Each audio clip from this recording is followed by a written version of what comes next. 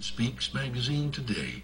With the Son of Man Speaks magazine, you'll receive automotive tips, wholesome recipes, financial advice, and most importantly, a true understanding of the Word of God.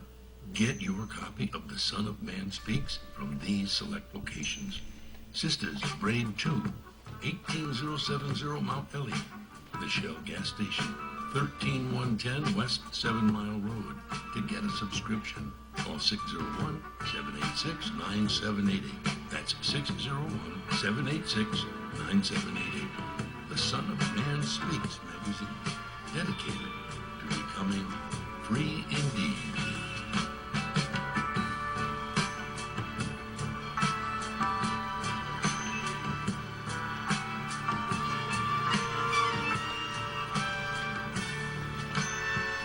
Attention, brothers and sisters, viewers and listeners, now available. Your Son of Man Speaks magazine digital subscription. Your digital subscription to the Son of Man Speaks magazine will also include our monthly e-newsletter, both delivered to your inbox. If you have any questions regarding the digital magazine subscription or digital newsletter, you may send an email to shabazsprinting@thenewnationofislam.com. That's shabazsprinting@thenewnationofislam.com. Or call 1-601-786-9788. That's 1-601-786-9788. You can also subscribe online. Visit www.thenewnationofislam.com and click on the magazine tab to register for your online subscription. To make your online tithes, offerings, donations, gifts to the Son of Man through Cash App, make your payment to $New Nation of Islam. That's $New Nation of Islam. Or call 601-786-7056. 601-786-7056. We would like to invite you to help support the efforts of the Unity and Rebuilding Fund. Visit the website at www.unityandrebuildingfund.com. That's www.unityandrebuildingfund.com. We often hear how we need to work together to rebuild the city, and we're actually doing it. You can make online donations and click on links to track the progress of the Unity and Rebuilding Fund. And for more information, 313-868-0000 is a local number. Again, 313-868-0000. Support the Unity and Rebuilding Fund. Year-Around Landscaping has been serving Metro Detroit for over 20 years, offering various landscaping, lawn care, property maintenance, and home renovation. Our professionalism has earned us an outstanding reputation, while our creativity, integrity, and dependability have kept our clients returning and referring us to others. At Year-Round Landscaping, we prioritize quality customer service. We treat every client as our only client before, during, and after providing our services. We believe in building solid relationships with our clients and ensuring their satisfaction. Whether you need a complete outdoor makeover, indoor renovation, or routine maintenance, we have the expertise and resources to deliver outstanding results. Our team is committed to providing exceptional service and completing every project to the highest standard. To schedule an estimate or consultation, please call us at 248-843-6139 or visit our website at yearroundlandscaping.net. Year-Around Landscaping. One source, unlimited resources. SOS Graphic Design provides agency-quality professional graphic design services from established companies to startups and individuals, creating a simple logo to complete rebranding and delivering visual communication and print media. Everything SOS Graphic Design does has a single unifying objective: to set your business apart.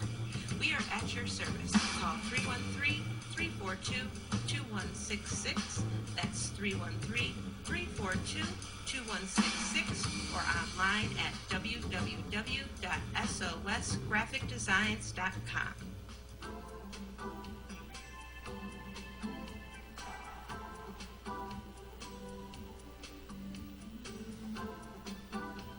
Are your clothes coming apart at the seams? Universal Seamstress and Tailoring has got you covered. At Universal Seamstress and Tailoring, we specialize in a wide variety of alterations and transformations to make and keep your clothes looking and fitting their best. From hem jobs to downsizing suits and dresses for a perfect fit to replacing zippers and buttons, Universal Seamstress and Tailoring is your one-stop shop for clothing maintenance. Also, do you have a logo for your clothes you'd like to wear? Universal Seamstress and Tailoring can put it there. That's right. At Universal Seamstress and Tailoring, we not only do alterations, but embroidery as well. Shirts, pants, coats, hats, even bags. If you can wear it, we can embroider it. So remember, whether it be alterations or embroidering you need, Universal Seamstress and Tailoring has got you covered. Universal Seamstress and Tailoring is located at 1404 Main Street, Fayette, Mississippi. Come and see us or give us a call at 601-786-0540.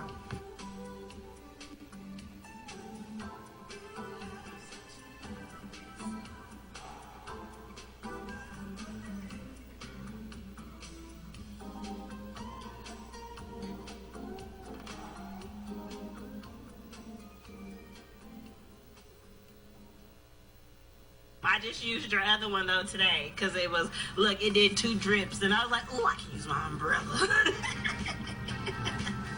My homegirl was talking about me. I'm like, don't talk about me. With our umbrellas, our customers are turning a drab day into a fab day. After all, representation matters. In other words, rain or shine, we've got you covered. Introducing Designs by Deej, your one-stop gift shop for all things handmade and unique. Our products range from our most popular umbrellas, blanket and pillow sets, handmade coasters, and other statement pieces that showcase the beauty of our melanin and natural hair in a beautiful and empowering way.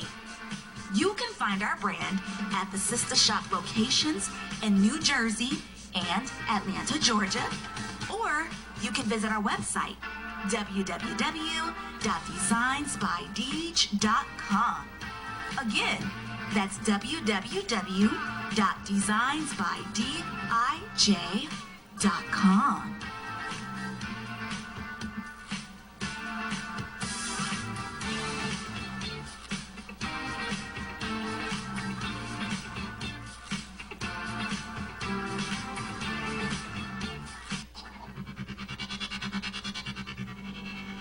For elite carpet, floor, and upholstery cleaning, call Supreme Steam Cleaning. For pressure washing on your house and driveway, call Supreme Steam Cleaning.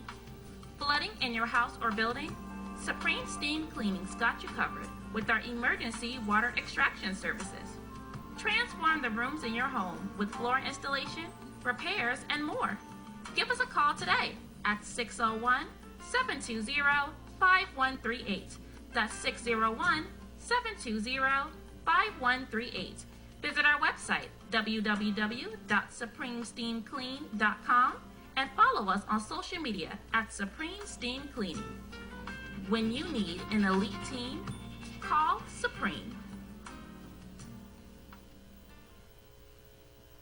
For all facets of professional hair care and braiding, come to Sisters Braid 2, located at 18070 Mount Elliott in Detroit. We specialize in braiding and natural styles, knotless box braids, feed-in braids, scale twists for men, women, and children. We specialize in all facets of healthy hair. Try our natural oils to keep your hair healthy. 313-826-0498 or 248-372-1738. Murray, out of the pocket.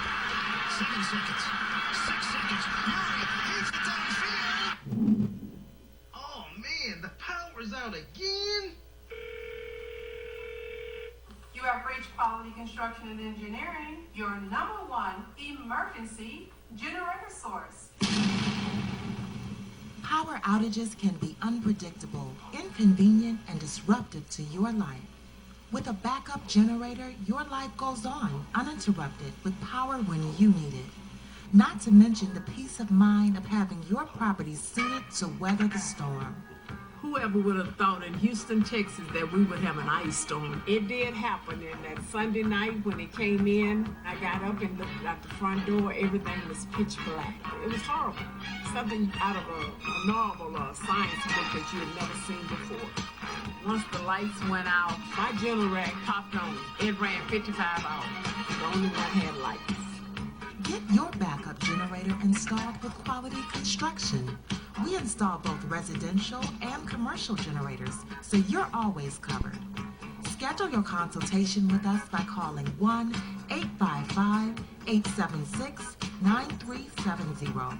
That's 1-855-876-9370. Or visit us online at www.powerqec.com.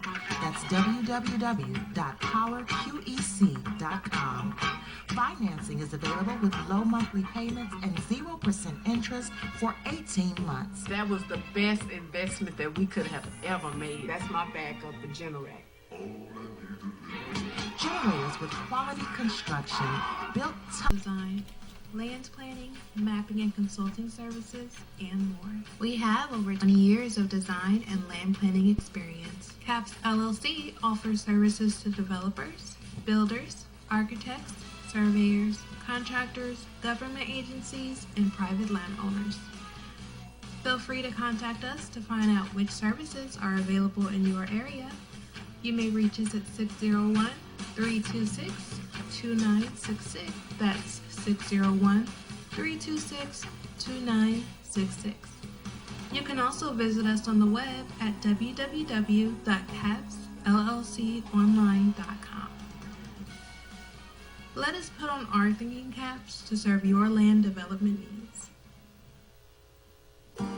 The views and opinions expressed on the following show are not necessarily the views and opinions of WHPS, its affiliates, management, or sponsors.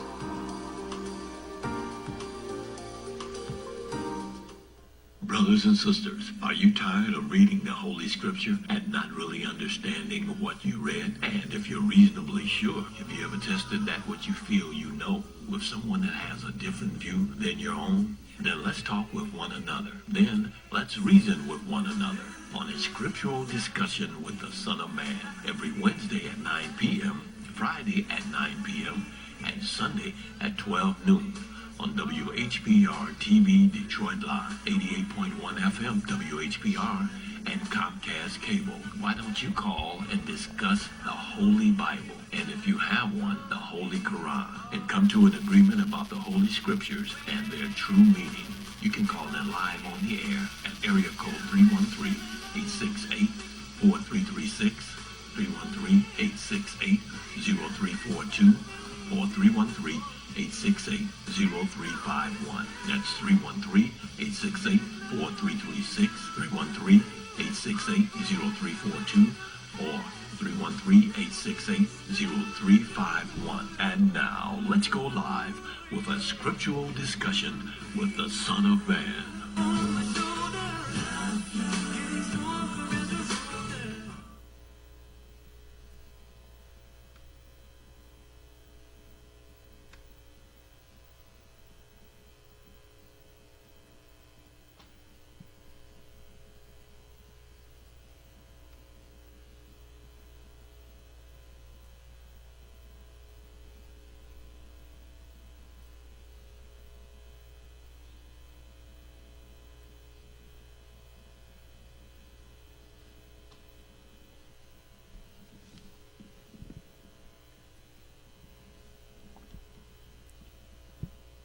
In the name of Allah, the Beneficent, the Most Merciful,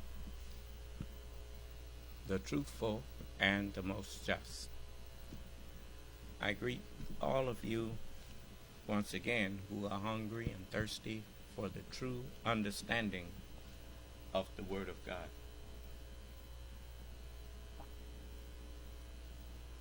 And for truth in general.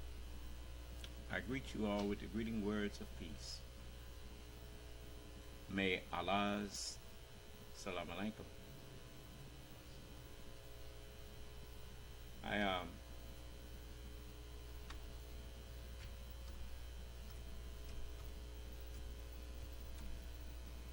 I want to start, as we always do, with those who have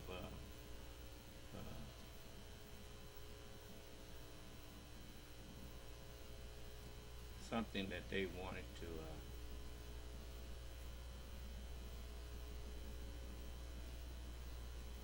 take up with us, that you feel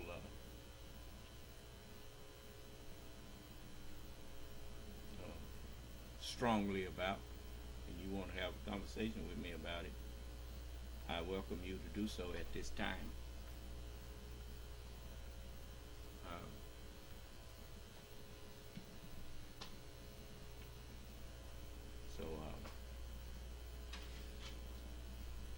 Brother Jamar, anybody? You got your mic on? Yes. No, sir, no one said anything. Okay, well, I was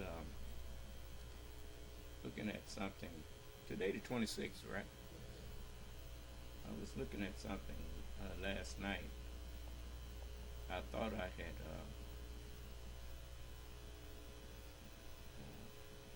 recorded it, but I guess I didn't, on Lawrence O'Donnell. And he brought some things to Donald Trump's defense lawyers once again that Donald Trump would not be allowed in his testimony to contest the fact that he raped E. Jean Carroll in the department store in Manhattan. Judge Kaplan told the lawyers that the jury in the previous E. Jean Carroll lawsuit in the same courtroom found that Donald Trump did in fact sexually assault E. Jean Carroll, and that was not an issue before this jury, whose duty is solely to decide how much in money damages Donald Trump should pay E. Jean Carroll.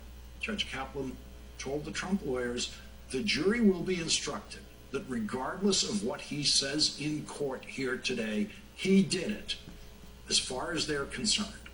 That is the law. Donald Trump's lawyer, Alina Habba, then told the judge she only wanted to ask 3 questions. 1, does Donald Trump stand by the testimony he gave in his deposition? 2, why did he deny attacking E. Jean Carroll? And 3, did he tell anyone to harm E. Jean Carroll? After lengthy discussions, the judge said that the Trump lawyer could ask the first question and the third question, but not the second question. The question that the judge ruled out was, why did you deny sexually assaulting E. Jean Carroll? With the ground rules set, the judge brought the jury into the courtroom, and now that we have the transcript at this late hour, we finally know what was said. The judge said, Ms. Habba, you may call your next witness. Ms. Habba, thank you, Your Honor. The defense calls President Donald Trump. Deputy Clerk, can you please state your name for the record? The witness, Donald John Trump. The judge, you may proceed, Ms. Habba. Ms. Habba, thank you, Your Honor. Question, Mr. President. You viewed your deposition, which was played by plaintiff's counsel at length during the trial, didn't you? Answer, yes, I did. Question, do you stand by your testimony at the deposition? Answer, 100% yes. Question, did you deny the allegation because Ms. Carroll made an accusation? Answer, that's exactly right. She said something. I consider it a false accusation. No difference. Roberta Kaplan, E. Jean Carroll's attorney, says, objection, Your Honor. The judge says, everything after yes, I did is stricken. The jury will disregard it. Go ahead. Question, did you ever instruct anyone to hurt Ms. Carroll in your statements? Answer, no. I just wanted to defend myself, my family, and frankly, the presidency. Ms. Kaplan, objection, Your Honor. The judge, objection is sustained. Everything after no is stricken. The jury will disregard. Ms. Habba, I have no further questions. Thank you. The judge, thank you. Cross-examination by Ms. Kaplan. Question, good afternoon, sir. Now, your deposition that we watched earlier today in this trial took place in October of 2022, correct? Answer, I believe so, yes. Question. And after that, months after that, there was a trial between you and Ms. Carroll that took place actually in this courtroom, correct? Ms. Habba, objection. The court sustained. Ms. Habba, thank you. Ms. Kaplan, question. Sitting here today, Mr. Trump Are you aware that there was another trial between you and Ms. Carroll? Answer, yes. Ms. Haba, objection. The judge sustained. Question, Mr. Trump. Is this the first trial between you and Ms. Carroll that you have attended? Ms. Haba, objection. The judge, I will allow that. Answer, yes. Ms. Kaplan, no further questions, Your Honor. The judge, any redirect? Redirect examination by Ms. Haba. Question, Mr. President, did you have counsel at the last trial? Answer, I had counsel. Question, did you listen to the advice of counsel at the last trial? Ms. Kaplan, objection, Your Honor. The judge, sustained.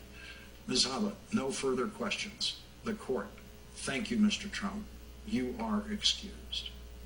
And that was it. 3 minutes. The first time a former president of the United States testified under oath in a trial as a defendant in that trial.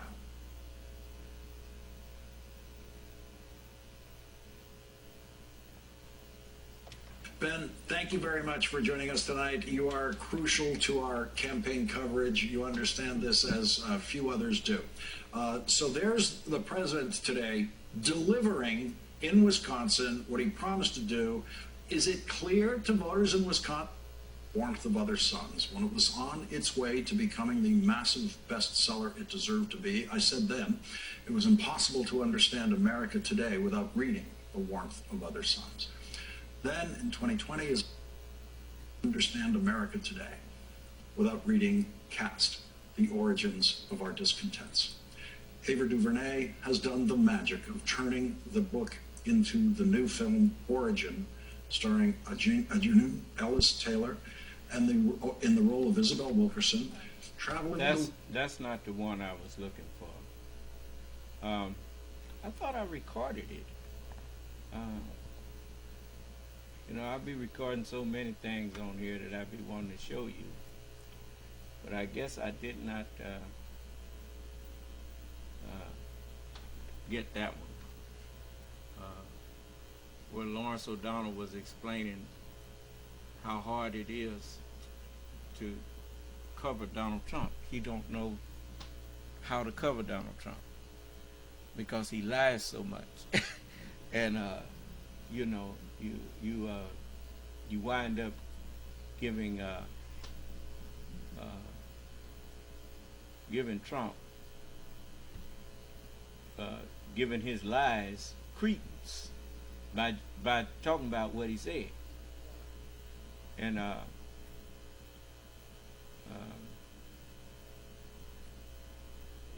got to see if I can find that. I really wanted to show you that, and I was tired. I guess yeah,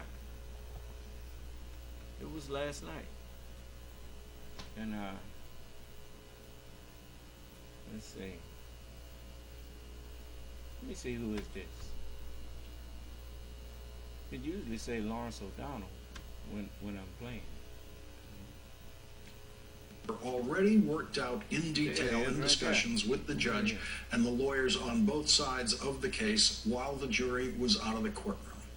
Judge Lewis Kaplan instructed Donald Trump's defense lawyers once again that Donald Trump would not be allowed in his testimony to contest the fact that he raped E. Jean Carroll in the department store in Manhattan. Judge Kaplan told the lawyers that the jury in the previous E. Jean Carroll lawsuit in the same courtroom found that Donald Trump did in fact sexually assault E. Jean Carroll, and that was not an issue before this jury, whose duty is solely to decide how much in money damages Donald Trump should pay E. Jean Carroll.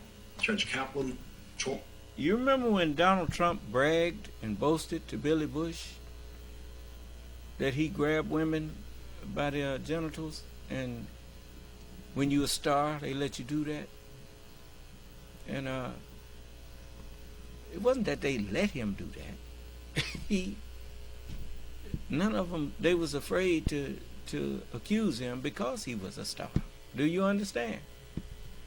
And wasn't nobody there but him and them. I'm trying to figure out why he ain't sitting up in jail for that, and when y'all put Dr. Cosby in jail and said that he did that. Yeah, I know why, but you know, it's just. But anyway, let's get back to this. I'm gonna get into some scriptures with you. What? Lawyers. I'd like to ask you just a quick question. Was it inappropriate and why did the court allow Trump's attorney when she asked her to call her first witness and she said, I call President Donald John Trump, and her first question was Mr. President? Well, the thing is, when a man has held the office of President of the United States, it's not improper to say Mr. President to him. Just like if a man was a governor, you hear them say Governor this. They still call Chris Christie Governor Christie. And, you know, you don't lose that title simply because you are no longer in that office. That was your title. And, you know, most of the time people say former president when they're talking about them. But if they are face-to-face with that man, they will show respect for what he used to be and call him Mr. President. You know. So, you know, it is somewhat insulting for you not to do that. Do you understand? Because that man has held an office that very few people can claim they ever held.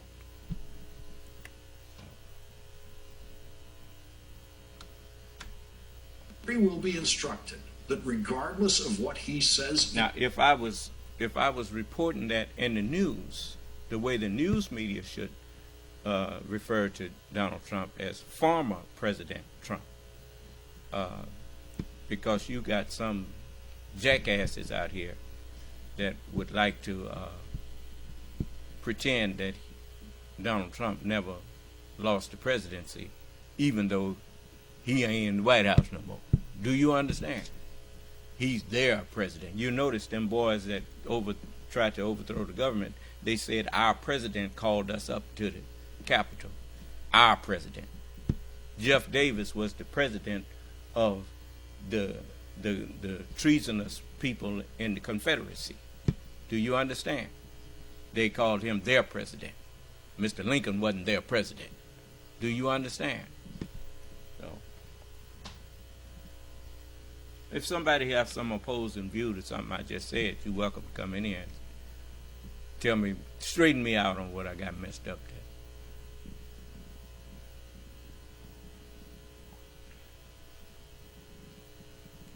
You see, you know, it's many ways I have of proving that you're a liar. And the best way, one of the best ways to prove that you're a liar is to put myself in your position. If I really, it's just like me. I believe the Honorable Elijah Muhammad was the messenger of God. I don't care how many people out there start saying that they didn't believe it. I never said I didn't believe it. And I never will say I didn't believe it. No. I could never say that because I truly believed he was the messenger of God.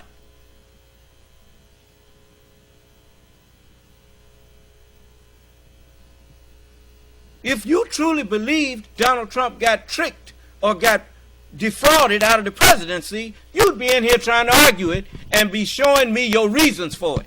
I can show you my reasons for believing that the Honorable Elijah Muhammad was the messenger of Allah. I don't have to sit quiet when somebody lie or come out here and accuse him of being an imposter. I can stand up and defend him.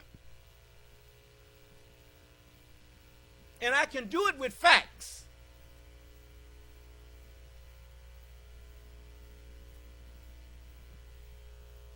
I hate liars.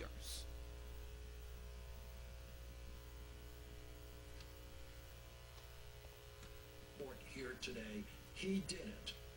As far as they're concerned, that is the law. Donald Trump's lawyer, Alina Habba, then told the judge she only wanted to ask 3 questions. 1, does Donald Trump stand by the testimony he gave in his deposition? 2, why did he deny attacking E. Jean Carroll? And 3, did he tell anyone to harm E. Jean Carroll? After lengthy discussions, the judge said that the Trump lawyer could ask the first question and the third question, but not the second question. The question that the judge ruled out was, why did you deny sexually assaulting E. Jean Carroll? With the ground rules set, the judge brought the jury into the courtroom, and now that we have the transcript at this late hour, we finally know what was said. The judge said, Ms. Habba, you may call your next witness. Ms. Habba, thank you, Your Honor. The defense calls President Donald Trump. Deputy Clerk, can you please state your name for the record? We've been through the that witness, part already. Donald John Trump. The judge, you may proceed, Ms. Habba. Ms. Habba, thank you, Your Honor. Question, Mr. President. You viewed your deposition, which was played by plaintiff's counsel at length during the trial, didn't you? Answer, yes, I did. Question, do you stand by your testimony at the deposition? Answer, 100% yes. Question, did you deny the allegation because Ms. Carroll made an accusation? Answer, that's exactly right. She said something. I consider it a false accusation. No difference. Roberta Kaplan, E. Jean Carroll's attorney, says, objection, Your Honor. The judge says, everything after yes, I did is stricken. The jury will disregard it. Go ahead. Question, did you ever instruct anyone to hurt Ms. Carroll in your statements? Answer, no. I just wanted to defend myself, my family, and frankly, the presidency. Ms. Kaplan, objection, Your Honor. The judge, objection is sustained. Everything after no is stricken. The jury will disregard. Ms. Habba, I have no further questions. Thank you. The judge, thank you. Cross-examination by Ms. Kaplan. Question, good afternoon, sir. Now, your deposition that we watched earlier today in this trial took place in October of 2022, correct? Answer, I believe so, yes. Question. And after that, months after that, there was a trial between you and Ms. Carroll that took place actually in this courtroom, correct? Ms. Habba, objection. The court sustained. Ms. Habba, thank you. Ms. Kaplan, question. Sitting here today, Mr. Trump, are you aware that there was another trial between you and Ms. Carroll? Answer, yes. Ms. Habba, objection. The judge sustained.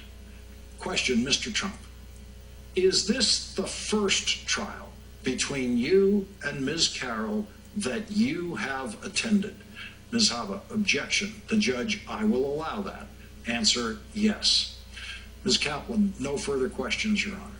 The judge, any redirect? Redirect examination by Ms. Habba. Question, Mr. President, did you have... Why did she ask him, was he aware that there was another trial between him and Ms. Kaplan? I mean, him and Ms. Carroll. And his lawyer, Ms. Habba, objected. Why do you suppose that question was asked? See, lawyers have to pay good attention to what people say. You remember he tried to say that he was trying to protect his family and the presidency and what kind of thing, and that's why he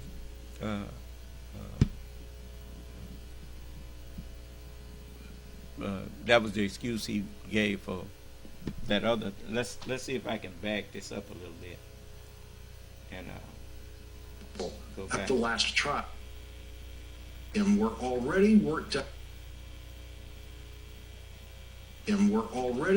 out in detail in discussions with the judge and the lawyers on both sides of the case while the jury was out of the court. That is the law. This counsel at length during the trial, didn't you? Answer, yes, I did. Go ahead. Question, did you ever instruct anyone to hurt Ms. Carroll in your statements? Answer, no. I just wanted to defend myself, my family, and frankly, the presidency. Now, that is after he was asked, did he ever instruct anybody to hurt Miss Carroll. He said, no, I just wanted to defend myself, my family, and the presidency. Then she asked him this next question that showed he was lying. Objection, Your Honor. The judge. Objection is sustained. Everything after no is stricken. The jury will disregard.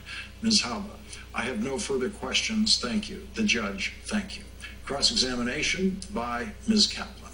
Question. Good afternoon, sir. Now, your deposition that we watched earlier today in this trial took place in October of 2022, correct? Now, remember that question. Did you ever instruct anyone to harm Miss Carroll? And the answer was, no, I just wanted to protect myself, my family, and the presidency. Huh? Okay. And so that's why he was attending that hearing. That's why he was in court. Okay, now just listen. I believe so, yes. Question. And after that, months after that, there was a trial between you and Ms. Carroll that took place actually in this courtroom, correct? Ms. Haba, objection. The court sustained. Ms. Okay. Now she's getting to the point that there was another trial between him and Miss Carroll. But remember what he said. He's in there to protect the presidency, right? And his family and himself. Now, watch the question. Thank you. Ms. Kaplan. Question. Sitting here today, Mr. Trump, are you aware that there was another trial between you and Ms. Carroll? Answer, yes. Ms. Haba, objection. The judge sustained. But he had already answered the question. Yes, there was another trial. Now listen to the next question. Mr. Trump, is this the first trial between you and Ms. Carroll that you have attended? Ms. Haba, objection. The judge, I will allow that. Answer, yes. There. If he was so interested in protecting himself, his family, and the presidency, why did he ignore the first trial that was accusing him of the same thing? See how your lies find you out? He didn't even go to the first one. And then, Miss Haba, when she got back up there, she tried to protect herself. Now, watch this. Because if he wasn't at the trial, why wasn't he at the trial? That's why she has. Did you follow your lawyer's advice? Well, it's really something when you pay attention to what people are saying. Now you see why people don't like to talk to me. Because I listen, man. You know. Kaplan, no further questions, Your Honor. The judge, any redirect? Redirect examination by Ms. Haba. Question, Mr. President, did you have counsel at the last trial? See, she's covering herself now. I mean, he made it sound like he wasn't at the. If he wasn't at the last hearing, why not? What kind of lawyer did he have? Now she done figured out that it's starting to made it look like she wasn't doing what her job is.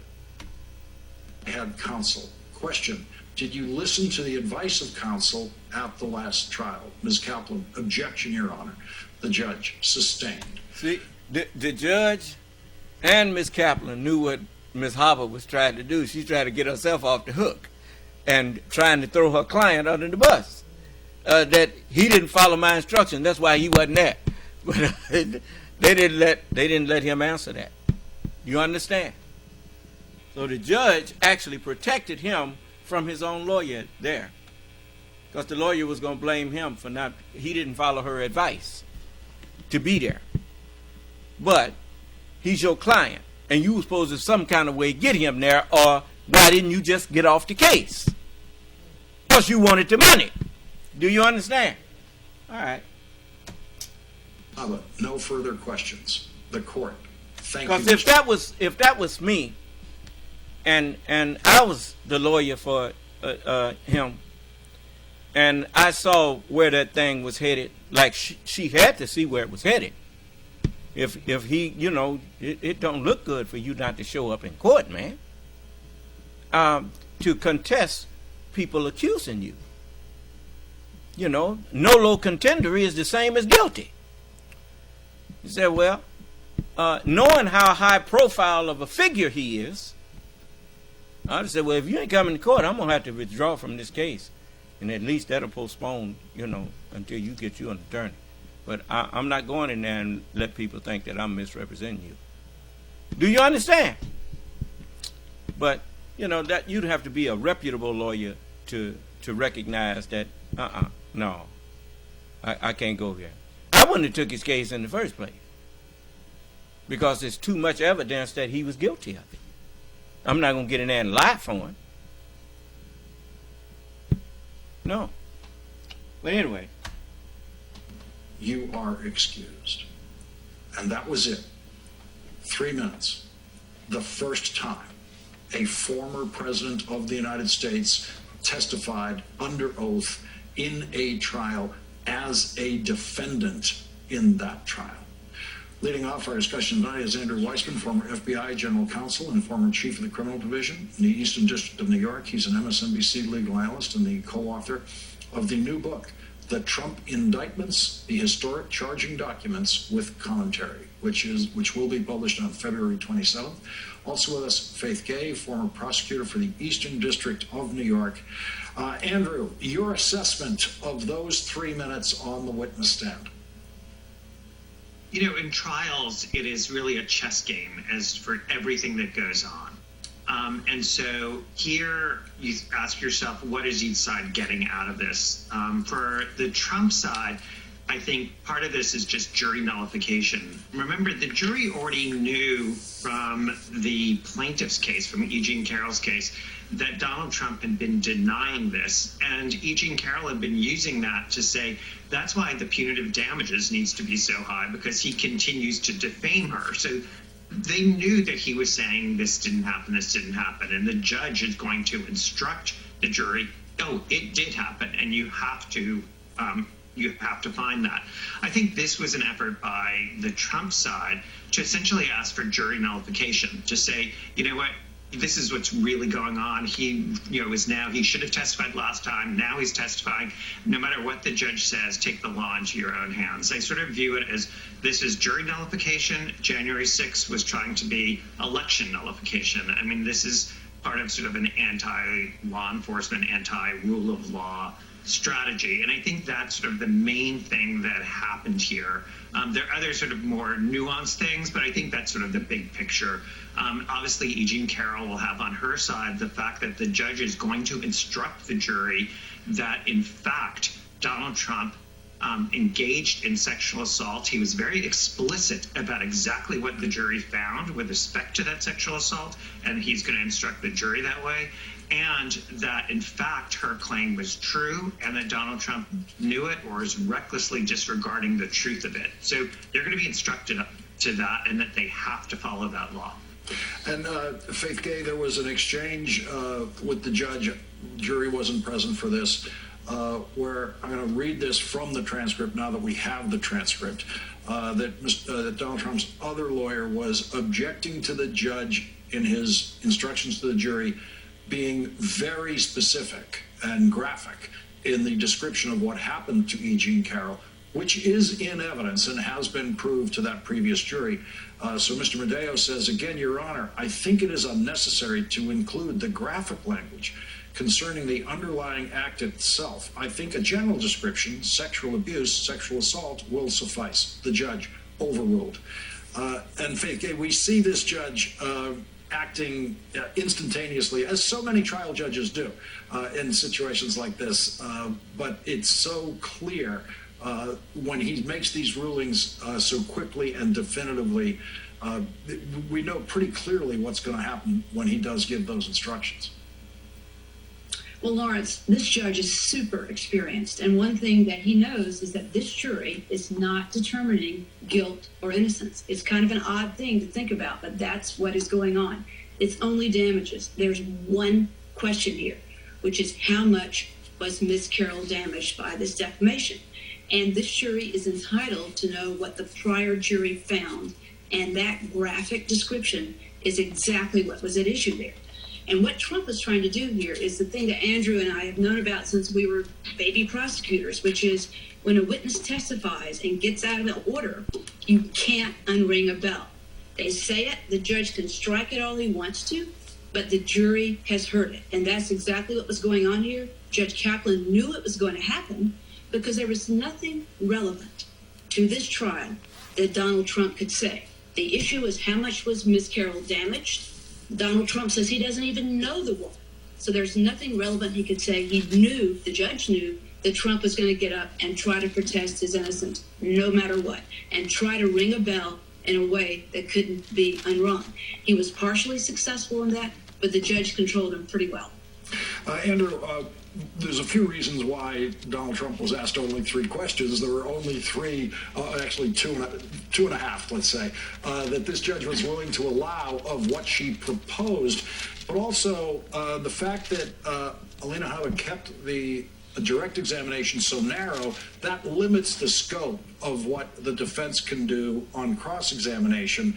And so, for example, there were no questions about money on cross-examination, which is what this trial is all about, what this phase of the trial is all about. The most important thing said about money was entered through this video deposition that we will look at now, what Donald Trump said, in effect, about his own ability to pay this judgment. Let's listen to that. We have a lot of cash, we have great assets, and we have a very valuable company. He went on to say he has $400 million in cash, $10 billion in total worth. And Andrew, that's the most relevant thing Donald Trump said that jury heard today. So if he was lying about what he got, I mean, he set himself up for a big judgment against him, because punitive against somebody who's got billions, you got to eject if you're trying to punish him and make it hurt. That's what punishment have to do. It have to make him think twice before he do that again. And so they had his own testimony that he got $400 million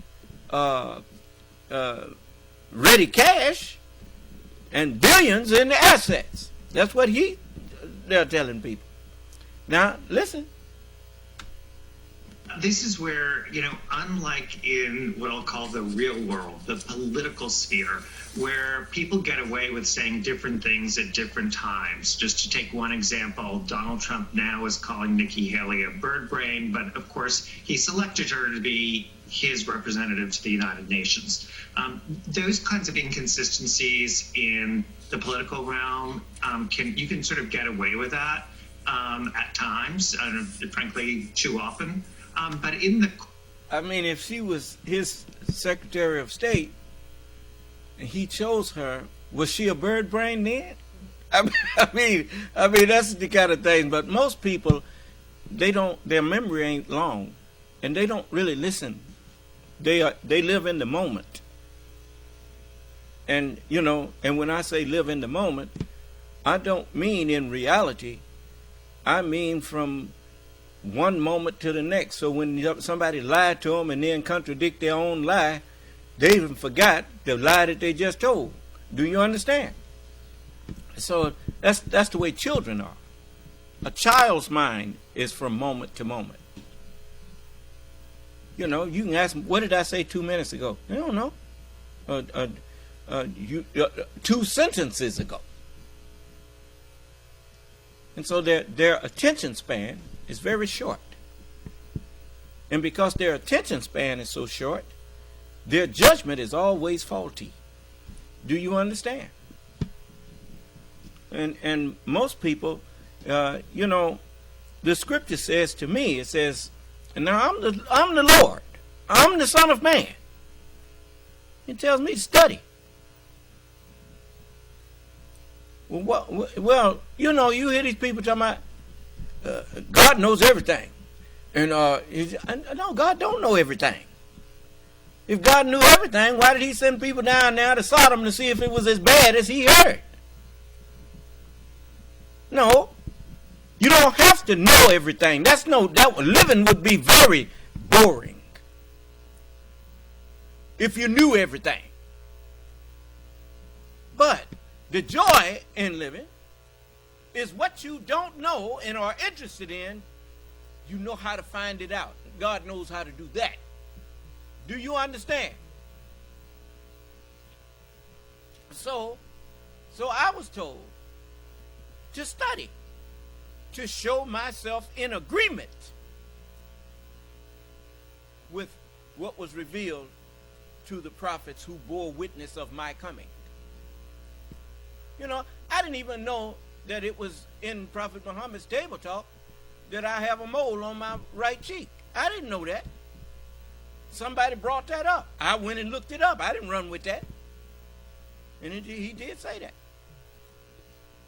And I do have that.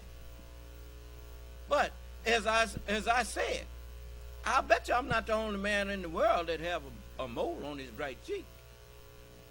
I need. You see? So hanging my hat on that's not the determining factor. That's just a description that the prophet foresaw of me. Do you understand? It's just like the name Muhammad. That name is very popular. So a whole lot of people got the name Muhammad. A whole lot of people have the name Jesus. In Spanish, it's Jesus. There's a whole lot of people named Jesus.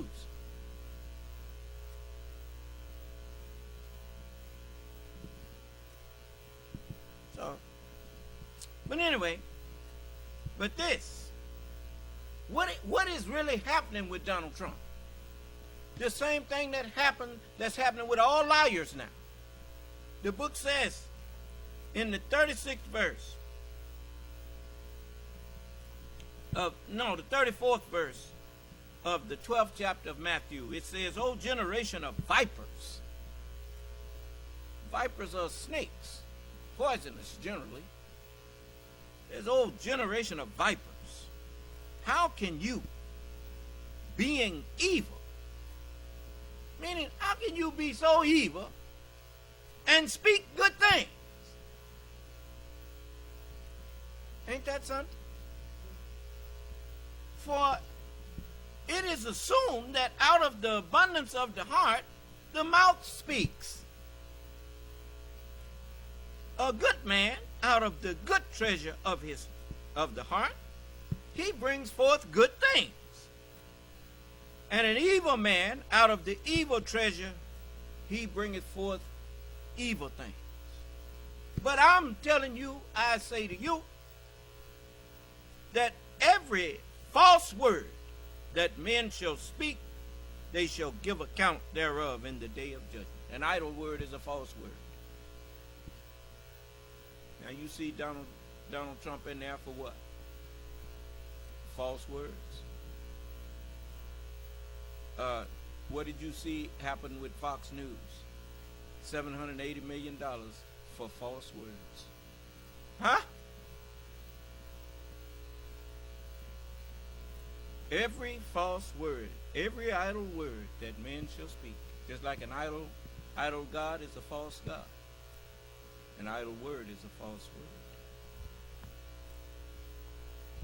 You notice people come in here and I let them speak until they say something that don't quite ring true, and I say, wait a minute. Where you get that from? Then they want to keep on talking.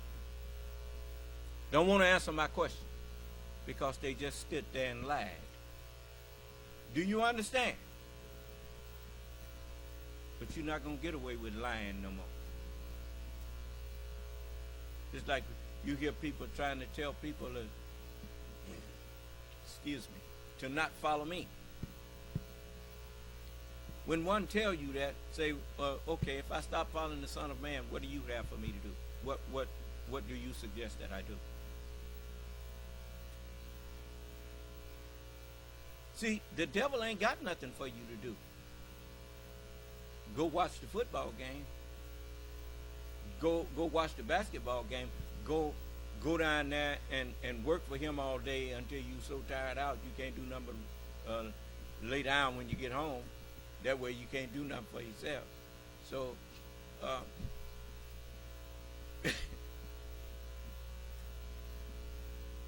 so he ain't got nothing for you to do. But he just don't want you to help me because he know I'm here bringing an end to his world. Because I have a better world to introduce you to. How do you know if my world is better? Because a world is not the people. The world is the mind that's in the people.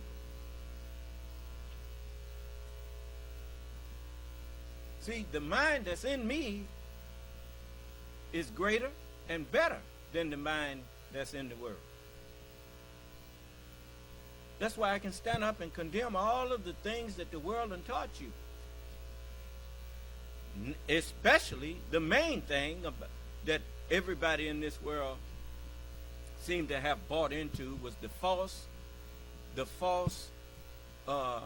word about the reality of God. I done took that out. You can't even get nobody to come in here and discuss God with me. Because they don't know what that term meant. They never did know what it meant.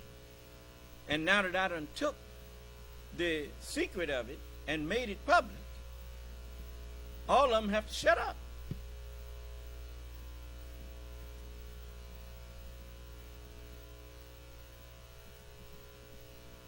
If I hadn't came and told them that God is an acronym, they would never have known that.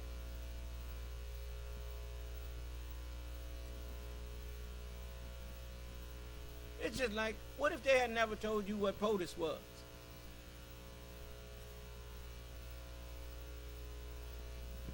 Or SCOTUS, or FLOTUS? And, you know, a lot of people just recently learned what that meant.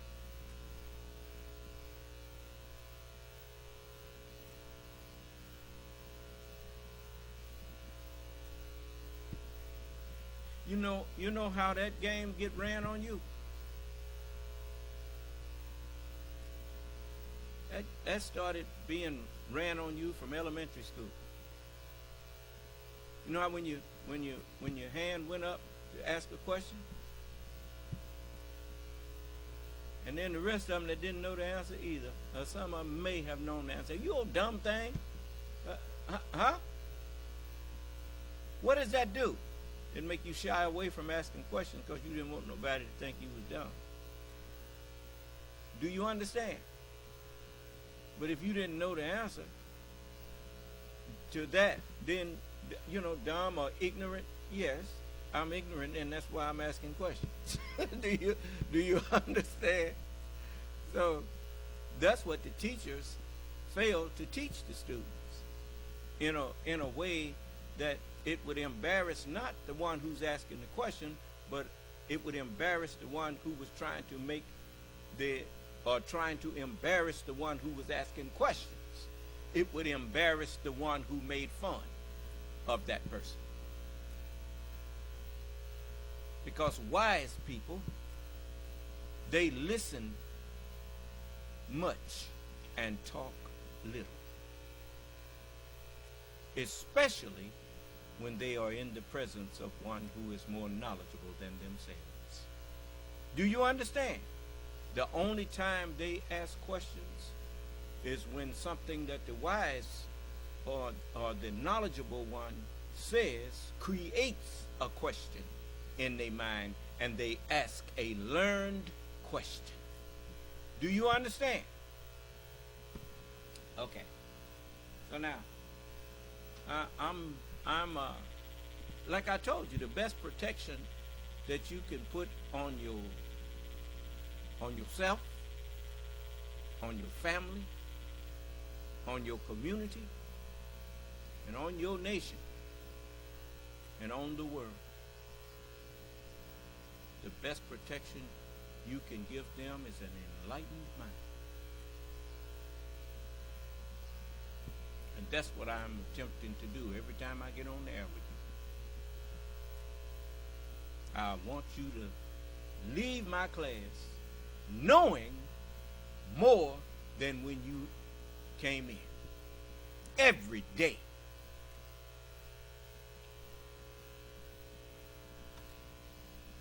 It's really hard when you have skilled counsel. So here, E. Jean Carroll's counsel took advantage of the deposition that was done in the Attorney General's case, where Donald Trump's motive there was to say, look how great he is and look how wealthy it is and how successful he is. Well, you know what?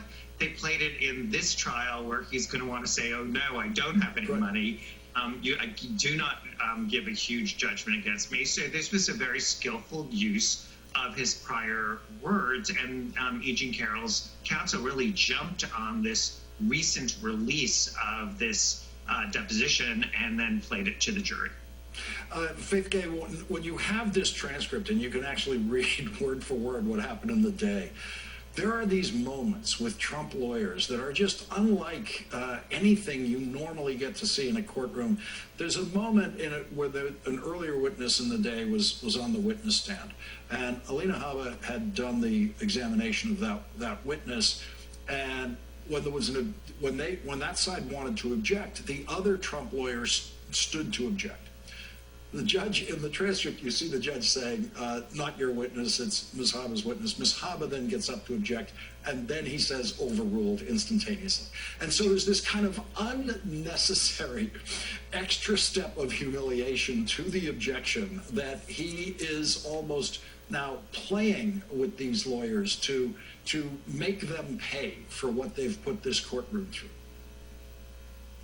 Look, I do think you're right that Judge Kaplan is sort of running out of patience here with the antics in the courtroom, the lack of preparation, the thwarting of evidentiary rules, although he's kept a pretty tight rein on it. And so I think in his way, he's signaling to the jury that there's only so far you can go in a democratic process, which is what a trial is, in breaking the rules. President Trump breaks them constantly. He murmurs or shouts in front of the jury. He testifies to things that are irrelevant or then stricken. And one way to sort of even the playing field, to make this just a little bit more fair, is for the judge to signal, as he fairly can do, that what's going on is a little bit of a circus on the Trump side. And he's done that several times now. Faith Gay and Andrew Weissman, thank you both very much for joining us tonight. Thank you. Welcome. Coming up, while Donald Trump campaigned for 3 minutes in a courtroom today, President Biden was literally building bridges in the key electoral college state of Wisconsin. That's next. While the stock market was hitting a record high today, something that Donald Trump and his supporters insisted could never happen under President Biden, Donald Trump was campaigning for 3 minutes in a courtroom in his hometown of New York City, a place that has overwhelmingly voted against Donald Trump twice. And Joe Biden was campaigning in Wisconsin, a state President Biden won by 20,682 votes out of the 3.3 million of votes cast. The economic growth is stronger than we had during the Trump administration. My predecessor recently said he was actually hoping for the economy to crash, his quote, hoping for the economy to crash. Can you believe it? Well, he said he's hoping because he hopes it happens soon while I'm still president. That's what he's hoping for. America now has the strongest growth, the lowest inflation rate of any major economy in the world. The 6 million people of Wisconsin constitute 1.8% of the American population, but they will be getting much more than 1.8% of the Biden-Harris campaign's attention. Vice President Harris was in Wisconsin on Monday, beginning her national campaign tour on the issue of preserving reproductive freedoms. And President Biden went to Wisconsin today to remind Wisconsin drivers that Donald Trump did not do a single thing to improve the transportation infrastructure that they use every day. President Biden went to the Blatnick Bridge connecting Wisconsin and Minnesota, which the president had visited 2 years ago when he promised to fix it. Thanks to the Biden infrastructure bill, the bridge will not just be repaired, it will be completely replaced by a new bridge. For decades, people talked about replacing this bridge, but it never got done until today. That's our economic plan. Invest in America, invest in American products, build in America. That's what we call Bidenomics. My predecessor, though, he chose a different course. Trickle-down economics. Cut taxes for the very until today. That's our economic plan. Invest in America, invest in American products, build in America. That's what we call Bidenomics. My predecessor, though, he chose a different course. Trickle-down economics. Cut taxes for the very wealthy and big corporations, increasing the deficit significantly. On my watch, instead of infrastructure week, America's having an infrastructure decade. Yeah. Joining us now from the front lines of democracy, Ben Wickler, chairman of the Democratic Party in Wisconsin. Ben, thank you very much for joining us tonight. You are crucial to our campaign coverage. You understand this as few others do. So there's the president today delivering in Wisconsin what he promised to do. Is it clear to voters in Wisconsin that Donald Trump delivered absolutely nothing on infrastructure? It is absolutely crystal clear, and it's great to be with you tonight, Lawrence, to mark the moment that it became unmistakable that after 4 years of Donald Trump turning Infrastructure Week into a punchline, Joe Biden came along and created an infrastructure decade. When Tony Evers, our governor, was running for governor, you had to drive over what people called Scott holes, because Scott Walker had completely ignored the roads years after year after year and refused infrastructure money from President Obama. Donald Trump comes along, promises infrastructure investments, sits on his hands in a moment when he's being begged by Congress to actually do an infrastructure bill, does nothing. Then President Biden gets it done, gets a bipartisan bill through. Every single Wisconsin Republican votes against it. And yet, they've now committed $6.1 billion to Wisconsin alone, replacing every pipe, replacing this bridge, every lead pipe. These are changes that will affect people's day-to-day lives. And if you've ever had to sit forever trying to get through a bridge where lanes are being closed for repairs, where the limit on the number of cars that can go across and the load from trucks has gotten so low that it slows down everything and it's driven you nuts, you know how much of a difference this bridge replacement is going to make. I hope the audience understands, I've tried to convey to them this before, Ben Wickler is one of the really top talents in the history of Democratic Party politics, okay? This is not just limiting it to Wisconsin or the current National Democratic Party. You're in this crucial state because you chose to go home to your state to do this work, knowing that it was an important electoral college state. How is Joe Biden's 20,000 vote margin looking in your state of 6 million people? Well, Wisconsin is the home of the nail biter. 4 of the last 6 presidential elections here have come down to less than 1 percentage point.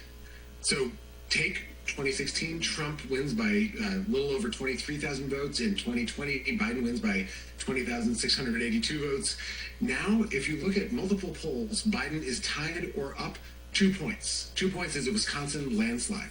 But what all that means is that every single voter in the Badger State, like in the other really close battleground states, they have the power to determine the fate of American democracy. Today, when President Biden was talking about replacing the Blatnick Bridge, talking about these billions of dollars of investments, what were Wisconsin Republicans doing? Passing an abortion ban in the state legislature. It's a preview for what Republicans would do nationwide if they get trifecta control in 2024. So on the one hand, you have President Biden and Vice President Harris in our state fighting for freedom and for jobs and rebuilding America. And on the other side, you have Republicans trying to get into people's most personal decisions and override their own power to make their own decisions about their own bodies. That is a crystal clear contrast. And that's the kind of contrast that leads to big Democratic victories, like the governor's 3.4 percentage point win, which is big for Wisconsin, and the Supreme Court victory last year by 11 percentage points in a state where things normally come down to a fraction of 1%. That's what happens when it's a choice between freedom and middle-class prosperity, or authoritarianism and control and domination by the far right. Ben Wickler, thank you for joining us for what is your first appearance on The Last Word during this campaign year. We're going to need to hear from you an awful lot more. Thank you so much, Lawrence. Thank you. Coming up, Donald Trump's most ridiculous lie after Nikki Haley's strong second-place finish in New Hampshire is about one of the very same subjects he lied about on the first day of his political career. That's next. On day one, hour one, of his political career, Donald Trump told this lie. I don't need anybody's money. It's nice. I don't need anybody's money. I'm using my own money. I'm not using the lobbyists. I'm not using donors. I don't care. I'm really rich. And of course, as you now know, and knew days after that, every word of that was a lie. Donald Trump has been begging for other people's money to run his political campaigns and to pay for his legal defenses every day since he told that lie. Last night, he told this lie in writing. Anybody that makes a contribution to Nikki Haley, who he did not call Nikki Haley in this written form, from this moment forth will be permanently barred from the MAGA camp. We don't want them and will not accept them. He is lying, of course. You can make a giant contribution to Nikki Haley right now, and Donald Trump will still accept any money you give him tomorrow. Donald Trump has never refused a contribution from anyone. Donald Trump solicits contributions every day of his life from his supporters, who he has been financially exploiting badly for years, and even from people like me. Donald Trump sends me email requests for money every single day. Both of those quotes are examples of Donald Trump both lying and being crazy at the same time. And as we embark on another campaign year with a journalistic obligation to cover the presidential campaign of Donald Trump, we face the challenge of how to do it, which no one has actually figured out. Some people cover Donald Trump better than others. I personally think most news coverage of Donald Trump fails most of the time. Because you're watching this program, you might think that I cover Donald Trump better than some others cover Donald Trump, but I don't think I know how to do it. That's why I keep thinking about it, keep trying to figure out what adjustments we should make, small and large. You've seen a couple of those adjustments in this segment. For example, I didn't read the sexist, hateful nickname Donald Trump uses for Nikki Haley in that written statement of his. And on this program, starting sometime last year, I decided to never allow Donald Trump to have the full screen of your television in your home. Never. You will never be confronted with nothing but Donald Trump on your television screen during this hour. He will get, when it's important for us to hear what he has to say directly from him on video, at most half of your television screen. This is one of the ways that I try to reduce the television effect of the lunacy and poison that he spews, and it is done deliberately only for Donald Trump. I do this only for Donald Trump on the screen as a way of using the visual vocabulary of television to say, don't listen to this man the way you listen to anyone else. I know these are not game-changing adjustments to Trump coverage. No one should be impressed by them. I mention them only so that you know that I don't know how to cover a pathological liar like Donald Trump. And if there is any virtue on this point, for me, it is simply that I know that I don't know how to do it, and I continue to think about how to do it. The problem for most of the rest of the news media is that they think they're doing it right. And they never have ever considered rethinking that. And that kind of coverage has delivered what our next guest calls the banality of crazy. Quote, Trump scandals have become predictably banal, and American journalists have become golden retrievers watching a tennis ball launcher. Every time they start to chase one ball, a fresh one immediately explodes into view, prompting a new chase. Eventually, chasing tennis balls gets old. In ordinary times, this approach may be ill-advised, but not dangerous. Today, it's dangerous. The press has succumbed to the numbing effect of the banality of crazy.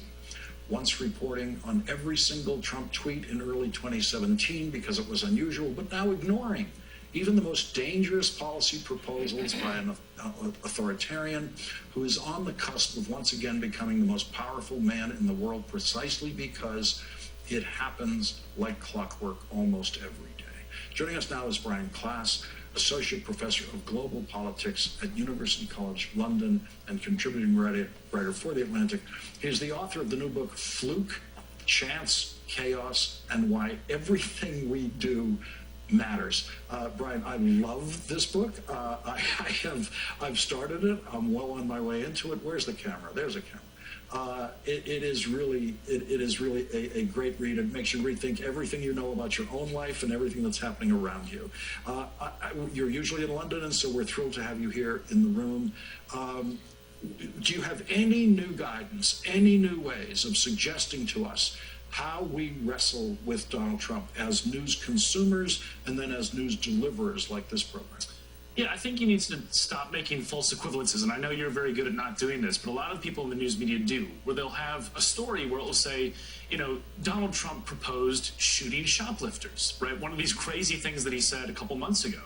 And then they'll cut to another story about John Fetterman wearing a hoodie. And these things are put side by side. And, you know, this is a person who may well become president again saying, let's murder people for petty crimes without a trial, which is what authoritarian regimes do. And then you put it next to a story about the attire of a person in the Senate. And I think that's the issue where you need to make clear that this is not normal procedure, right? And part of the reason I wrote that piece was because Trump had floated the idea of executing Mark Milley, the top general at the time in the United States. And I looked across the major newspapers. There were no headlines blaring this. And in fact, when they finally covered it, the New York Times covered it 3 days later, and it was on page 14. And what's the problem here is that Trump routinely says the presidential history. They would always be the top 10 craziest things ever said. And he keeps repeating he basically replaces the old crazy stuff with the new crazy stuff. And we're just exhausted by it. We're numb to it. And I think that is a huge problem for voters because they have forgotten how crazy Donald Trump's rhetoric is. And this... You remember when they was getting on the news when he was running against Miss Clinton? And you heard some mainstream Republicans that knew he was unfit for office, but said they was going to hold their nose and vote for him. Do you understand? In other words, they were going to let him come in and lower the standard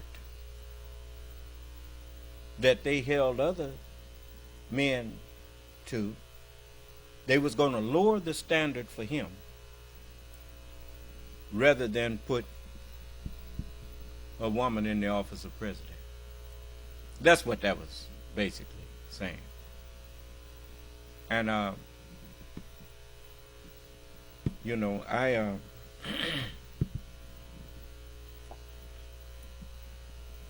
warned them. The only thing I could do was warn you that was a big mistake you was making there. That you can't tell me that the people of the United States didn't trust Obama and Biden. They gave them 8 years. They gave them 2 terms. And if Obama had been eligible to run a 3rd time, they'd have gave him a 3rd term. But when the Obama and Biden ticket couldn't run again instead of them putting, is there a problem? What's their problem? They don't like Lawrence?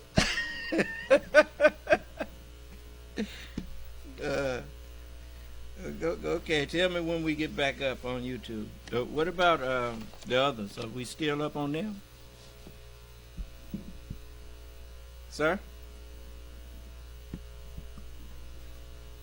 So we want to